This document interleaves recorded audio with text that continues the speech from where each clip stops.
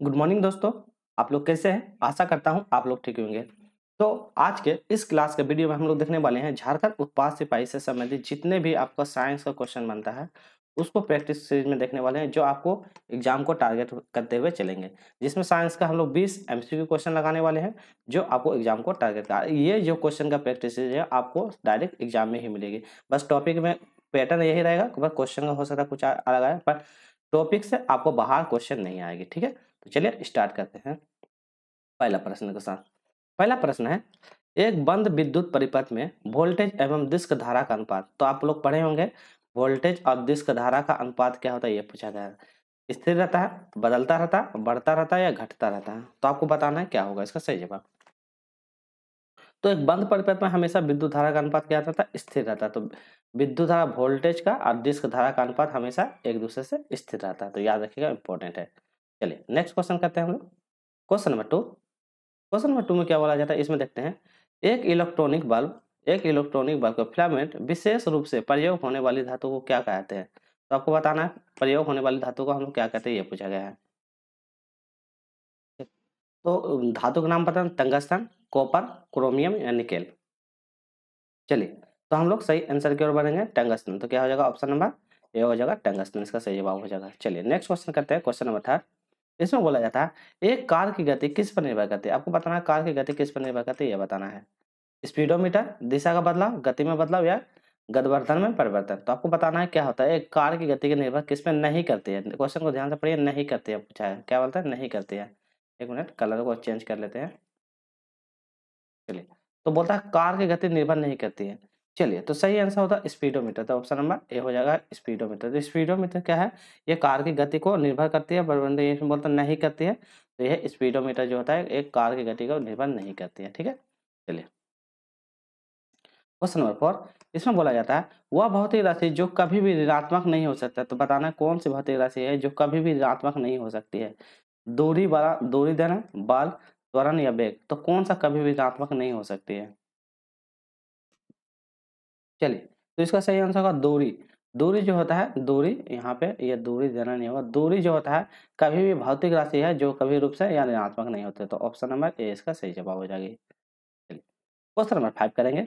एक पास्कल खाली जगह यहाँ पे दिया हुआ है, तो बता बनाना किसके बराबर होता है? 1 न्यूटन मीटर स्क्वायर के बराबर होता है। ठीक है, एक मतलब 1000 एटमॉस्फेयर के बराबर होता है, एक डाइन सेंटीमीटर स्क्वायर के बराबर होता है और 1 न्यूटन मीटर स्क्वायर के बराबर होता है। आपको बताना है क्या इसका सही जवाब होगा। तो एक पास्कल आप लोग पढ़े होंगे, तो किसका बराबर होता है? 1 न्यूटन मीटर का स्क्वायर के बराबर होता है ना, 1 newton metre. Option number A सही जवाब हो जाएगी। क्वेश्चन नंबर 6, इसमें देखते हैं एक शांत अम्ल को तन करने के लिए हमें क्या करना चाहिए? तो एक शांत अम्ल है, उसको तनु करने के लिए यहाँ पे होगा तनु। तो तनु करने के लिए हमको क्या करना चाहिए? तनु अम्ल में पानी, सांद्र अम्ल में पानी, पानी में सांद्र अम्ल, अन्य में से कोई नहीं। बताइए आप लोग क्या होगा। तो एक सांद्र अम्ल में तनु करने के लिए हमको क्या करना है, पानी में सांद्र अम्ल मिलाएंगे। तो क्या करें, पानी में हमको सांद्र अम्ल मिलाने से ये तनु अम्ल में परिवर्तित हो जाती है। क्वेश्चन नंबर 7 करेंगे। इसमें बोला जाता है, निम्नलिखित में से कौन सा सजातीय श्रेणी का समूह बनाता है? तो सजातीय श्रेणी का समूह बनाता है ether, methane, propane, ether, methane, ethyl, ethyne, propane और ब्यूटीन और इथाइन, प्रोपेन और ब्यूटाइन। तो आपको बताना है सजातीय श्रेणी का समूह कौन बनाता है। तो सजातीय श्रेणी पढ़े होंगे, तो इथाइल, प्रोपेन और ब्यूटाइन। तो ये होता है इथाइल श्रेणी का समूह। तो ये बनाता है सजातीय श्रेणी का समूह बनाता है, तो इथाइल, प्रोपाइन और ब्यूटाइन। तो इसका सही आंसर ऑप्शन नंबर डी होगी। क्वेश्चन नंबर 8 करेंगे। निम्नलिखित में से क्वेश्चन नंबर 8, निम्नलिखित में से कार्बनिक यौगिक हमेशा क्या मौजूद रहता है? तो कार्बनिक यौगिक में क्या मौजूद रहता है? कार्बन, सल्फर, नाइट्रोजन या पोटेशियम। तो कार्बनिक यौगिक में क्या मौजूद रहता है? तो कार्बनिक यौगिक में याद रहता है कार्बन। तो ऑप्शन नंबर कार्बनिक से कार्बन याद रखिएगा, इंपॉर्टेंट है। क्वेश्चन नंबर 9, निम्नलिखित में से किसका प्रयोग इत्र बनाने के साथ साथ, तो इत्र बनाने के साथ साथ स्वाद एजेंट बनाने में किया जाता है? इत्र तो बनाते ही बनाते हैं, परंतु उसको स्वाद एजेंट के रूप में बनाते हैं। तो क्या, इथेनॉइल अम्ल, मिथेनॉइक अम्ल, एस्टर या इथेनॉल? बताइए। तो कौन सा एस्टर का प्रयोग करते हैं? तो ऑप्शन नंबर सी हो जाएगा, एस्टर का प्रयोग हम मतलब कि स्वाद को एजेंट के रूप में भी काम ले सकते हैं। क्वेश्चन नंबर 10, इनमें से किसे फल पकाने के लिए उपयोग करते हैं? तो बताइए, फल पकाने के लिए आप लोग सामान्य आम घरों में ये हमेशा मिल जाएगा। Calcium carbon dioxide, ammonia nitrate, acetylene या कैल्शियम कार्बोनेट और एसिटिलीन दोनों। तो किसका प्रयोग हम लोग क्या कहते हैं, फलों को पकाने में करते हैं, ये इंपॉर्टेंट है, याद रखिएगा। तो कैल्शियम कार्बोनेट या एसिटिलीन दोनों का उपयोग हम लोग फल पकाने में यूज कर सकते हैं।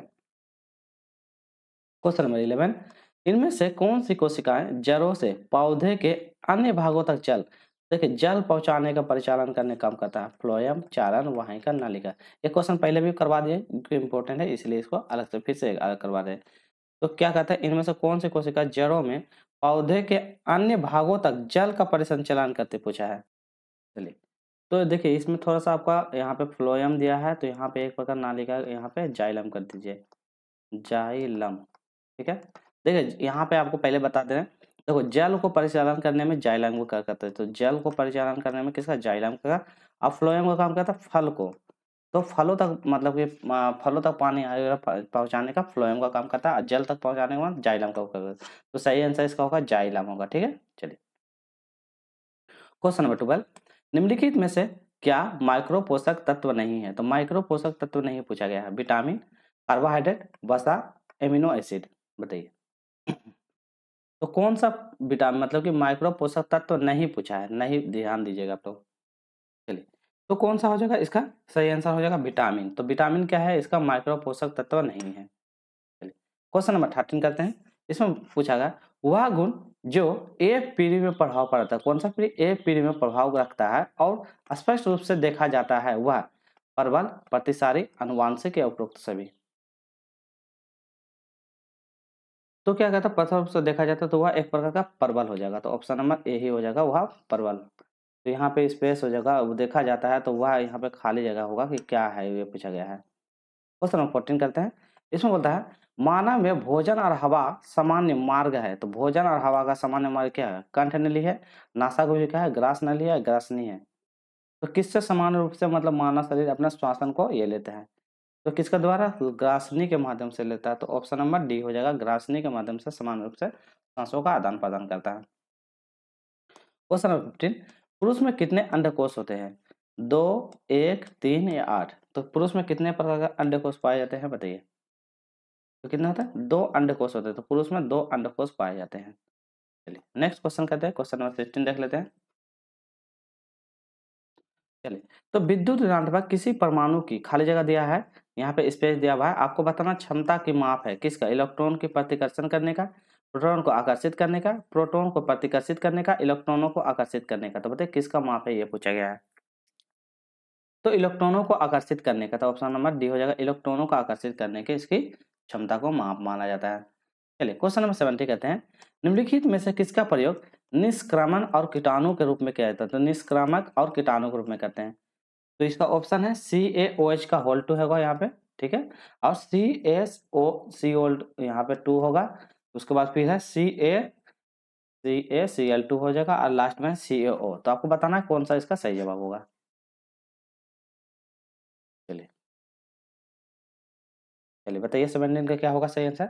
चलिए इसका सही आंसर होगा CaO, तो ऑप्शन नंबर डी हो जाएगा, CaO हो जाएगा। निष्क्रमण के साथ साथ कीटाणु के रूप में भी इसको योग है, कीटाणु नाशक मतलब कीटाणु को समाप्त करने में भी इस्तेमाल करते हैं। क्वेश्चन नंबर 18, इनमें से कौन सी सही मिलान नहीं है। देखिए मिलान नहीं पूछा गया है, नींबू ऑक्जेलिक एसिड पाया जाता है, इमली में टार्टिक एसिड पाया जाता है, चींटी के डंक में फॉर्मिक एसिड पाया जाता है, खट्टा में लैक्टिक एसिड। तो बता किस में नहीं पाया जाता, यह पूछा गया है।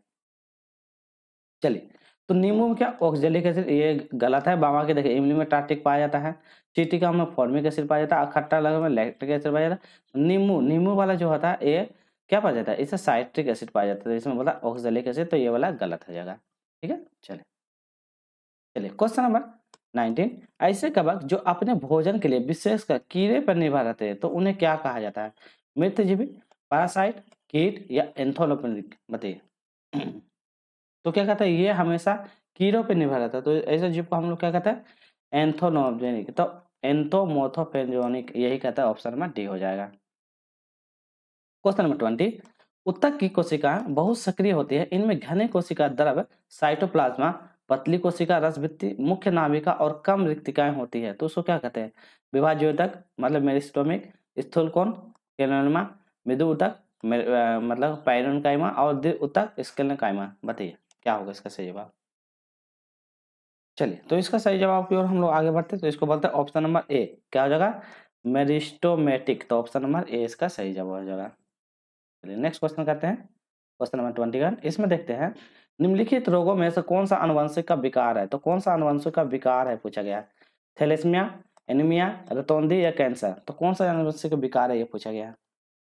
तो कौन सा होगा, थैलेसीमिया, तो ऑप्शन नंबर ए हो जाएगा थैलेसीमिया। चलिए क्वेश्चन नंबर 22 कर लेते हैं। 2-3 क्वेश्चन एक्स्ट्रा है। किसका प्राथमिक कार्य मूत्र के उत्पादन, खून के अपशिष्ट पदार्थों का उन्मूलन करना है।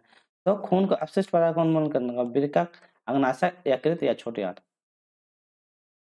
तो किसका काम करता है ये, वृक्क का काम करता है, मतलब कि जो भी बॉडी के अंदर है अपशिष्ट पदार्थों को बाहर करने का काम यही करता है। क्वेश्चन नंबर 23, गर्भ निरोधक गोलियां शामिल होती है, तो गर्भ निरोधक में गोलियां क्या शामिल है, केवल प्रोस्टेजोन, केवल एस्ट्रोजन, पोस्ट्रोजन और एस्ट्रोजन को दोनों शामिल होता है, ना ही प्रोस्टेजन और ना ही एस्ट्रोजन, तो कौन शामिल नहीं होता ये पूछा गया है। तो इसमें क्या था, पोस्टोडोन और एस्ट्रोडोन दोनों शामिल रहता है, तो क्या रहता है, दोनों शामिल रहता है। चलिए क्वेश्चन नंबर 24 करते हैं। इसमें बोलता है, चलिए आगे देख लेते हैं। चलिए इसमें बोलता है कि मिठाई पर बैठी मक्खियों को दूर भगाकर एक लड़की ने मिठाई को खा लेती है, तो मक्खी को भगा देता है और वो मिठाई जो बचाता था ये मिठाई को वो खा लेती है, तो वह इसके कारण कौन रोग से शिकार हो जाती है, कैंसर, हैजा, डिप्थीरिया या क्षय रोग, तो कौन सा रोग का वो शिकार हो जाएगी। तो क्या कहा था, इसलिए मक्खी पे झपकी हुई चीजों को नहीं खाना चाहिए, तो ये हैजा का शिकार हो जाएगा, तो ऑप्शन नंबर ये हो जाएगा। आज का अंतिम प्रश्न करते हैं, निम्नलिखित में से कौन सा पुष्प मध्य में स्थित है, तो पुष्प के जैसे ये पुष्प है तो पुष्प के मध्य में स्थित होता है वो बताना है, पेंटल, सेपल, कारपेट या पवंग, तो कौन सा रहता है मध्य में, तो यह रहता है, इसको बोलते हैं कारपेट, तो इसको बोलते हैं कारपेट, तो इसका यही तक रखेंगे हम लोग आज के लिए, ठीक है। वीडियो अच्छी लगी लाइक कीजिएगा, शेयर कीजिएगा, और जो नए हैं चैनल को सब्सक्राइब कर लीजिएगा, ताकि आपको झारखंड उत्पाद सेवा से समय जितने भी साइंस का क्वेश्चन बनता है सारा प्रैक्टिस हम 30 प्रैक्टिस आप लोगों का आएंगे, 30 प्रैक्टिस करवाने वाले हैं, जिसमें से आपको एग्जाम से इससे बाहर क्वेश्चन नहीं आने की संभावना है, ठीक है। चलिए फिर मिलेंगे नेक्स्ट वीडियो में, आज के लिए इतना ही करते हैं, टेक केयर, बाय बाय।